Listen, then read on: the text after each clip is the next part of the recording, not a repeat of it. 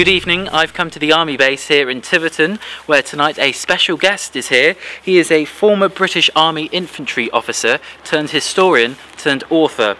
He is Colonel Stone, and he's here to see what the Army Cadets get up to. As soon as Colonel David Stone saw the Army Cadets, he was impressed by the turnout, how smart they all were, and how they responded when he greeted each member at the beginning of the evening. And the next question, how long have you been in? About a year. So the 1-star level comes at the end of 1 year, effectively, does it? Usually? Yeah, that's the way they like to try and do it. Yes. And then second star in the second year? Yes, basically. Okay. A lot of it it's done by age as well. You've got to a certain age before you can progress. Sure. Certain courses you've got to be 2-star qualified before you can do the signals course, etc, etc. The other problem is actually being able to have the cadets on the weekend. Right. If it's an assessment weekend, if they turn up, they get assessed, and that puts them closer to passing 1, 2 or 3-star. The problem is if they can't turn up, they can't get assessed, so it knocks them back that little bit. Any thoughts of joining the Army or the Armed Forces? Not to worry.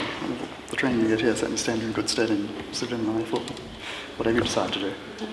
Well done. I think they're fantastic. Really well turned out, really enthusiastic, and all ready to enjoy themselves in a first-class organisation, which, as I said earlier, will stand them in very good stead whether they decide to go into the services or indeed in their civilian life, jobs in the civilian life after they leave the cadets. What would be your message to people who are perhaps thinking about joining the Army Cadets but not quite sure whether to or not? Well, I think I've got to say, yes, go for it, do it. It's an awfully long time ago that I was in the cadet force, but I thoroughly enjoyed it. It's challenging, it certainly boosts your self-confidence, and this goes back to what I was saying earlier, really.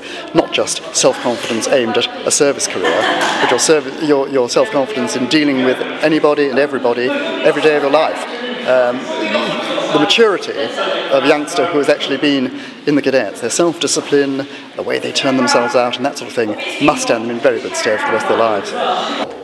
I should say, back in the distant past, I was also a cadet. I was in the CCF, so I can at least relate to things like wet days in Sennybridge, cold days on Dartmoor, windy days at Walcott, and things of that sort. I have done it myself, I know what it's like. I also know it's great fun. And for those of you who... During his years in the Army, he commanded the Duke of Edinburgh's Royal Regiment and a diverse range of national and multinational command, staff and assignments.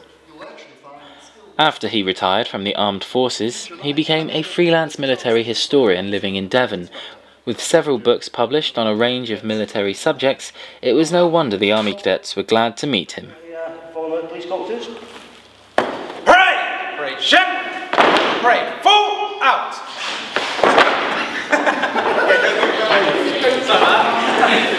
Because Colonel Stone is an ex-officer from one of the antecedent regiments of the Rifles.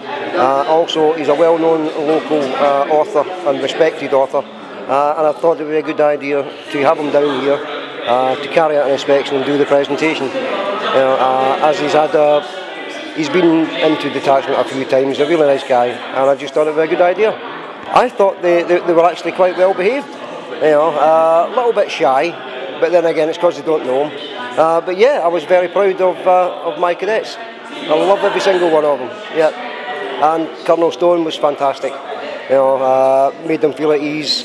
Asked them general questions, nothing too taxing. Yeah, I thought it went well. This year is the 150th anniversary for the Cadets, and this is just one of the ways they'll be celebrating that here in Tiverton. Lewis Clark for Lewis News from Drill Hall in Tiverton.